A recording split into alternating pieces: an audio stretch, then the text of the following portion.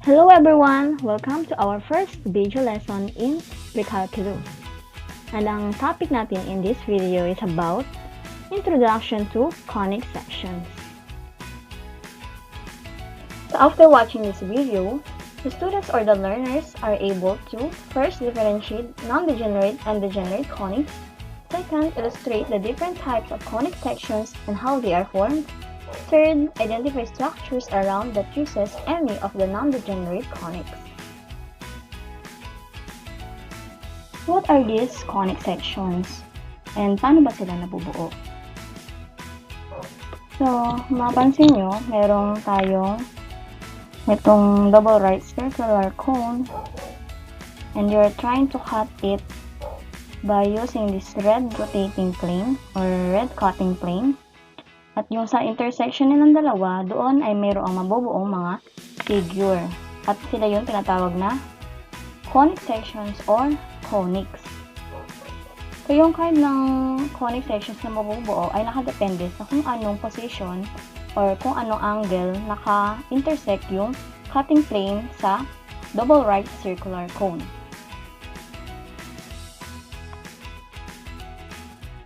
So let's proceed with the parts of the double right circular cone and how it is formed.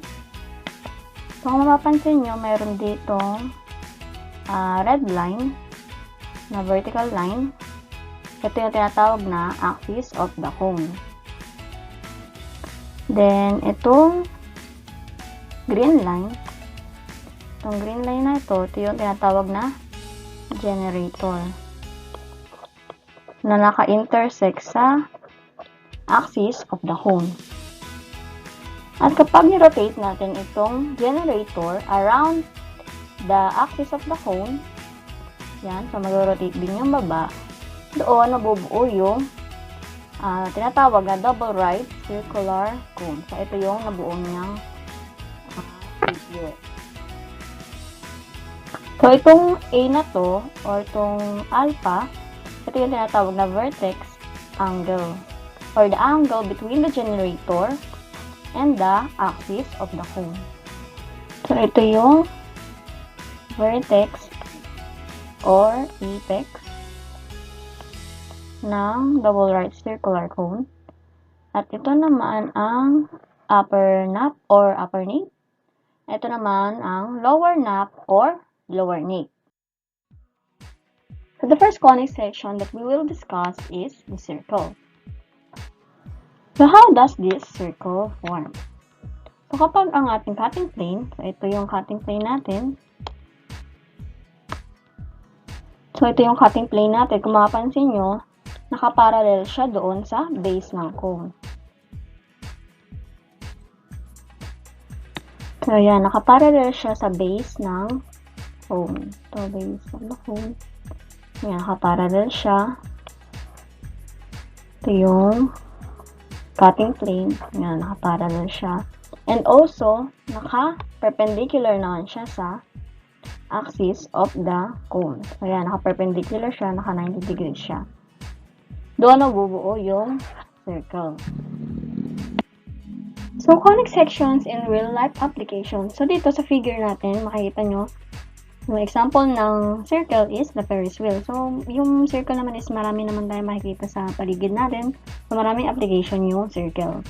So, tulad ng mga ring light, ng electric fan, ng gulong, ng orasan. So, maraming application. So, madali lang makita yung application ng circle. So, let's proceed with the ellipse. How does an ellipse form? So, dito naman kapag ang ating cutting plane ay naka-intersect sa double right circular cone in a position such that it is not parallel to the base of the cone or naka-incline siya. So, pwede naman na ang nabuong angle between the cutting plane and the axis of the cone is greater than the vertex angle. So, ito yung angle between the cutting plane and the axis angle. Ito naman yung vertex angle. So, yung vertex angle, di ba yun yung angle between the generator and the axis of the cone. So, pag ang na-generate na angle between the cutting plane and the axis of the cone is greater than the vertex angle, doon mabubuo yung ellipse.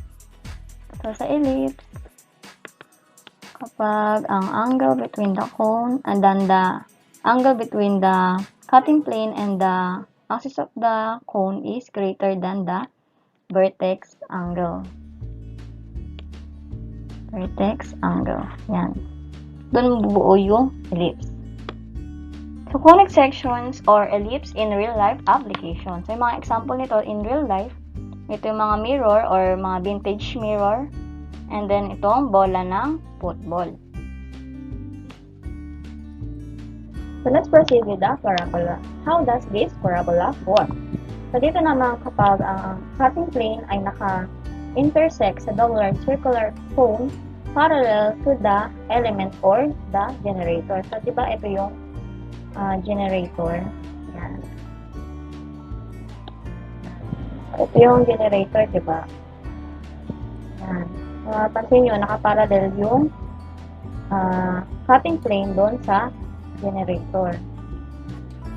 Ito yung generator. Nakaparallel siya dito sa generator. Doon mabubuo yung parabola. And in terms or in comparison with the vertex angle, kapag ang angle between the cutting plane and the axis of the cone is equal to the vertex angle, itong angle nito ay equal sila with the vertex angle, doon pwede rin mabuo yung parabola. So, ito yung vertex angle. So, yan, equal yung dalawang angle. Angle na to at ang vertex angle. Sa parabola, pag equal ang angle between the cutting plane and the axis and also the vertex angle. Angle alpha. So, the parabola in real-life application. Dito, example nito ay yung parabolic dish. So, tinawag siyang parabolic dish, of course, dahil yung shape niya ay hugis parabola. Another example naman is kapag nag-shoot ka ng bola sa ring. So, yung mga nagbabasketball dyan, yan. Ang mga na-perform nilang shape ay yung parabola. Another example naman, kapag nagpatalbog ka ng bola din, yan. Diba? Yung mga nabubuo nilang shape pa ganyan. Hanggang sa huminto siya sa pagtalbog. Yan. Merong nabuo multiple parabolas. So, the last conic section that we will discuss is the hyperbola. So, paano naman dito? Kapag ang cutting plane natin ay naka-intersect sa double right circular cone in a position such that it is parallel with the axis of the cone. So, ito yung axis of the cone. Ayan, nakaparallel dito yung cutting plane. So, doon bubuo yung hyperbola. And aside from that, yung hyperbola, in-intersect niya yung dalawang naps ng double right circular cone. So, siya lang yung nag-iisang conic section na naka-intersect ng dalawang naps ng double right circular cone. Dahil yung circle, yung ellipse and parabola, iisang nap lang yung in-intersect nila. And in comparison with the vertex angle, ang nagbuong angle between the cutting plane and the axis of the cone is less than the vertex angle. So, ito yung angle between the cutting plane and the axis of the cone. Angle. Yan.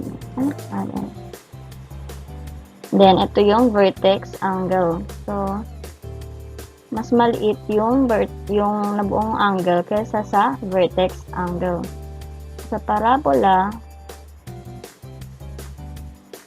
yung angle between the cutting plane and the axis of the cone is less than the vertex angle. So, hyperbola in real life application. So, saan dito yung shape na hyperbola. So, dito, napansin nyo, yan. Dito makikita yung shape na hyperbola. So, sa mga towers na to, ang mga towers na ito ay inspired by hyperbola. Yan. So, yan yung mga example ng hyperbola in real-life application. So, to summarize, so, ang circle na nabubuo kapag ang cutting plane is 90 degrees or perpendicular to the axis, and also, it is parallel to the base. Yung cutting plane ay parallel to the base. Sa ellipse naman, kapag ang angle between the plane and the axis of the cone is greater than the vertex angle.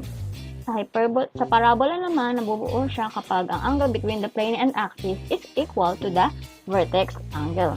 And then, last, sa hyperbola, kapag ang angle between the plane and axis is less than the vertex angle. So, doon mabubuo yung mga conic sections.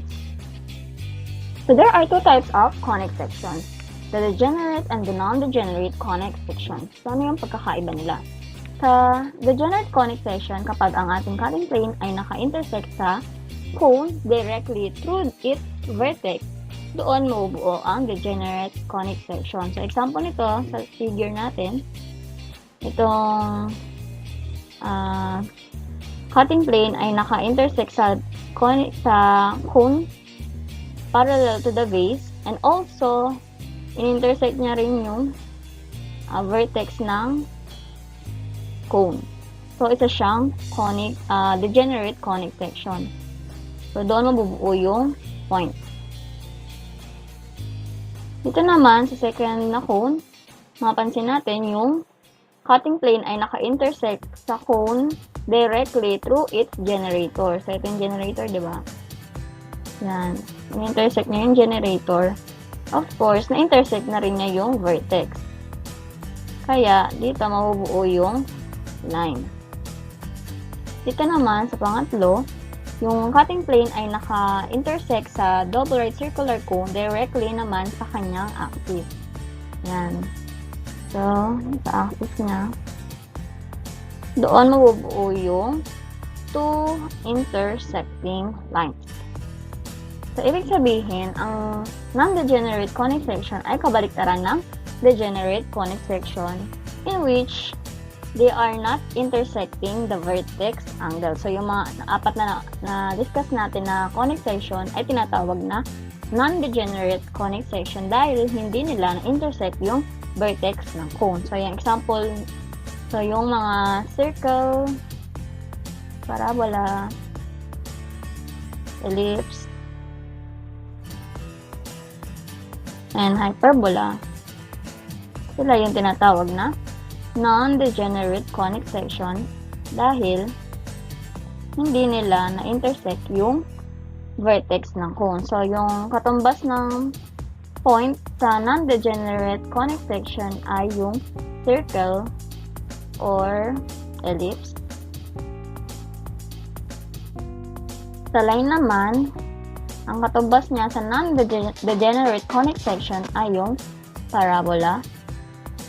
At yung two intersecting lines naman, ang katumbas niya sa non-degenerate conic section ay ang hyperbola.